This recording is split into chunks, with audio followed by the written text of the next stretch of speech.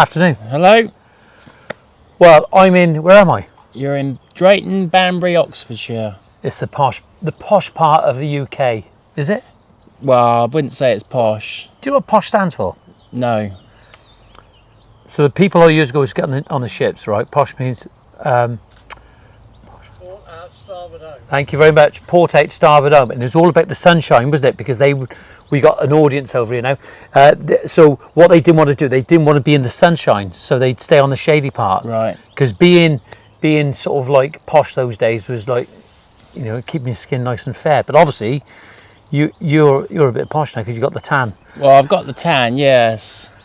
But that's because I've got the tan through spending a lot of time in the conservatory sowing seeds lately. Is that what it's from? Yeah. He looks like he's been on an expensive holiday. Nick, tell us a little bit about who you are, and you've got a business, haven't you? I have, yeah. I've got a garden design business called Alexander John Garden Design. It was maintenance, but I've dropped the maintenance. And yeah, so it's garden design primarily. And it's been based in, well, I've been doing it now nearly 24 years, 25 years, and it's based in Banbury, North Oxfordshire. I've got my own landscaper and he's pretty busy, but I've not long had a health scare, and hence why I'm now in a wheelchair, but that's following a stroke. Let's go back a little bit before we start talking about that a little bit. Where did you start? You went to college as part, I went to college, yeah. So I went to Waterperry College, Oxford.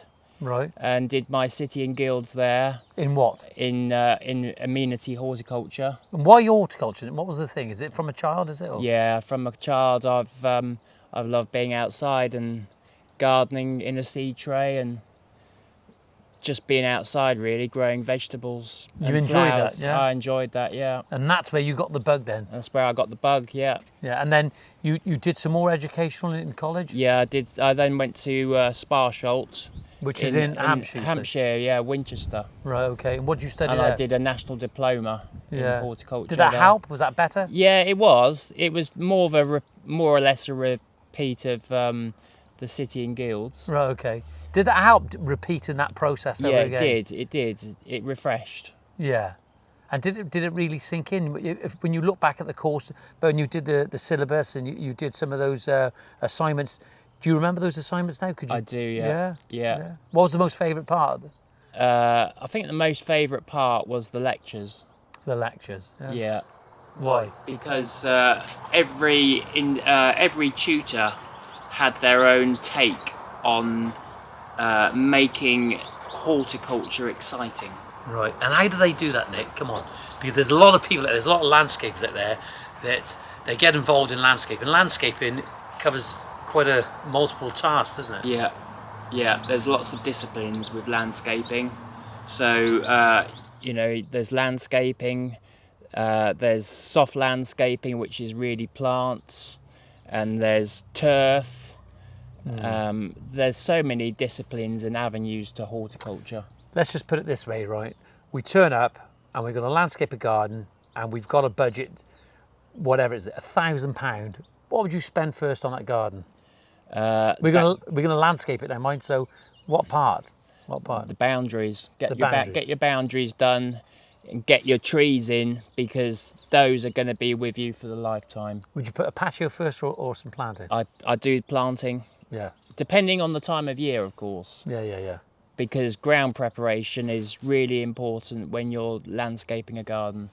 And your profession now, it's taken you. You've done some amazing work for different people. I think in Europe as well you have done, yeah. Like where in Europe? Italy, I think you said before? Yeah. And what was you doing there, Nick? What happened there? So that was for Viva La Vida. I did a planting plan for them. Right, okay. Why did they come to you? What had happened? Had they heard about you? Or? Well, they'd heard of me through the grapevine. Yeah. And was it a good job? It was a good job, yeah. Have you seen pictures? Have you seen the job itself? I haven't seen it since it's been finished, no. Right. And would you like to go there one day and see? I would, yeah. And what was the main part of that project, the planting plan? What was the plants that stick in your mind about that? So Italian cypress, the pencil fin cypress, Yeah. Cupressus sempervirens, Yeah. lavender, olives. And why do those plants work so well in the Mediterranean? They like it dry. Because they like dry. Yeah. They like the heat. They like it hot, and they can just tolerate really inhospitable conditions. Right. Can we get lavender to grow that good over here? Yeah, we can. Yeah. Yeah. If you've got a south-facing garden and you've got good drainage, it will grow. It will grow. As I say, on my lavender over there, I mean, that's growing on subsoil, really. Okay. Look, I got to say, we're down. This is your allotment, isn't it? Yeah. And believe you me, it goes on for quite a way, doesn't it? Yeah. And this is your hobby. This is your profession, but it is your hobby as well, isn't it? Yeah, it's my passion. Your passion. And that's what makes anyone good at their profession. It's the passion and the enthusiasm and the drive, isn't it? Yeah. Yeah. So you've done some landscaping and some design work, and just get on with it. Tell us, how did you get in this wheelchair? What happened? 2020, November 2020, I had open heart surgery. I had 3 valves replaced, which was the aortic valve, mitral and tricuspid. And when I came round from surgery, the surgeon told my wife that we think he's had a stroke. Right, okay. So when I came round, I couldn't move my right leg. Still can't really move it, and I couldn't barely move my right arm. And so that was that. But on the build up to this, I believe you were having dialysis as well. And I was on dialysis early 2020, January 2020. I'd gone into kidney failure because I'd had a transplant in 2008. Right, okay. And my kidney had failed, so I was back on dialysis. Right.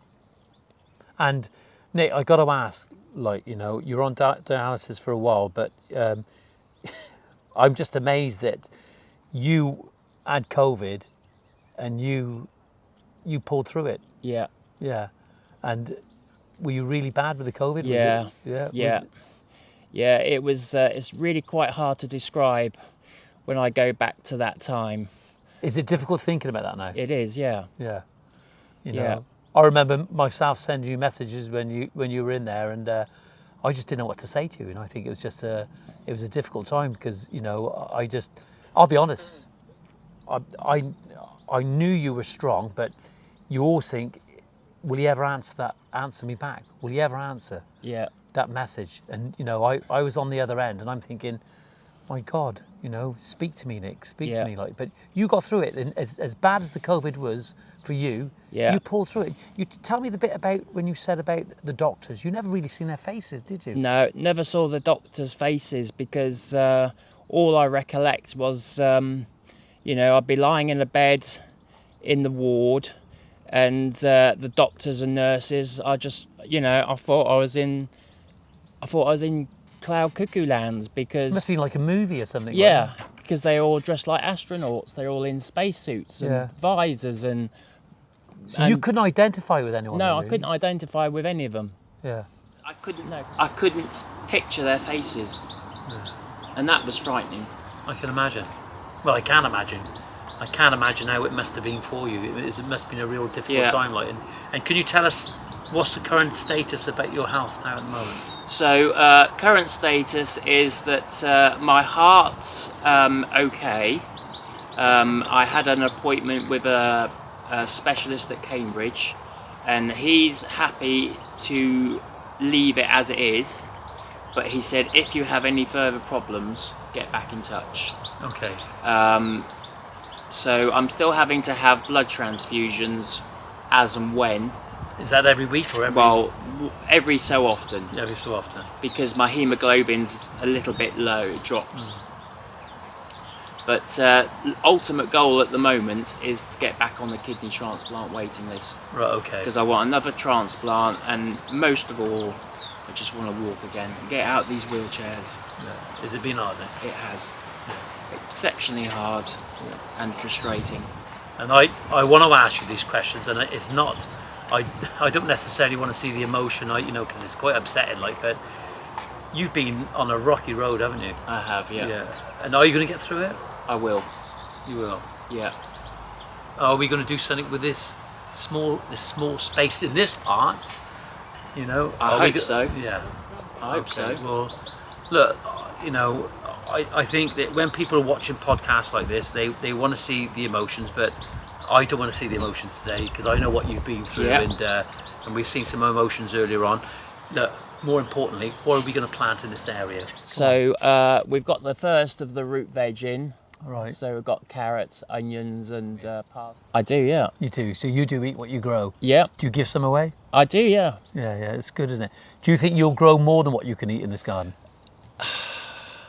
Yeah, I think we will. Yeah. What's the message to somebody out there who's thinking about this industry and thinking about going into this? What advice would you give them? I would probably suggest make sure that you want to go into it. There's no point starting off practical. Right. Go into it, maybe get a college course under your belt. Why a college course? Why that formal education? Because there's so much to learn. Yeah. And I feel that if you can do the learning on a weekly basis, even if it's like day release, 1 day a week. Yeah. But it's the structure, I suppose. It's the structure. The structure, yeah. It does help, doesn't it? It does help, It does help. yeah. And is it a good industry to be in? What about the wet, Nick? What about the wet and the cold? Well, you don't notice it really.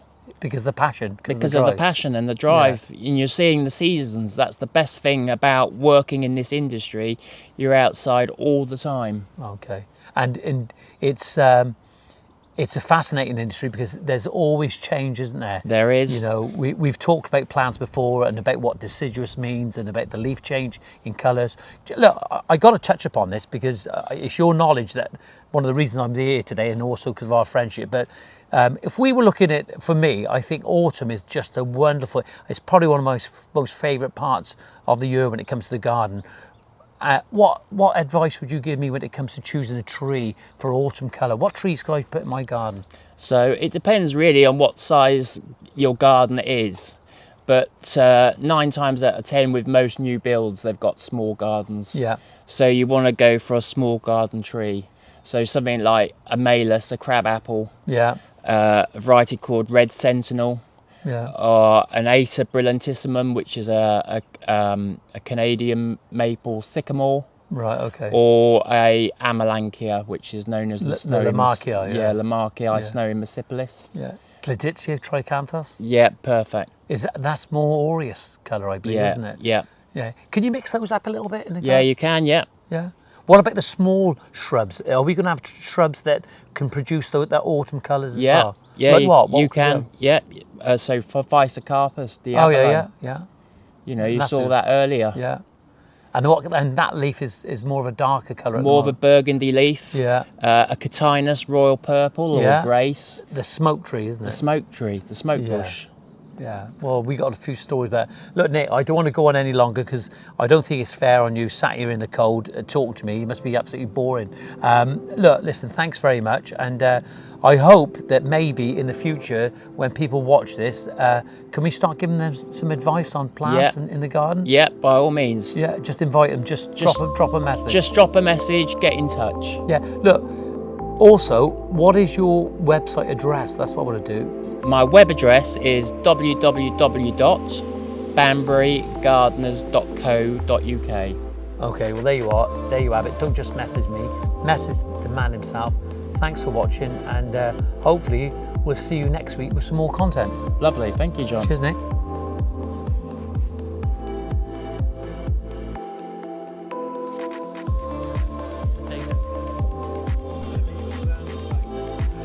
Well, that was a great interview with our Nick, and you can tell that he knows his stuff. Massive knowledge there. It's like a mainframe for a big computer. But we're going to come down, we're going to sort this part of the garden out for Nick. This little hump here, coming into the garden, is a bit of a slope on here, so we want to make the transition easy for him in his wheelchair, and we want to start putting some paving in between these boxes so he can actually get around a lot more easier. But there's a lot more to the garden at that part, but we'll see.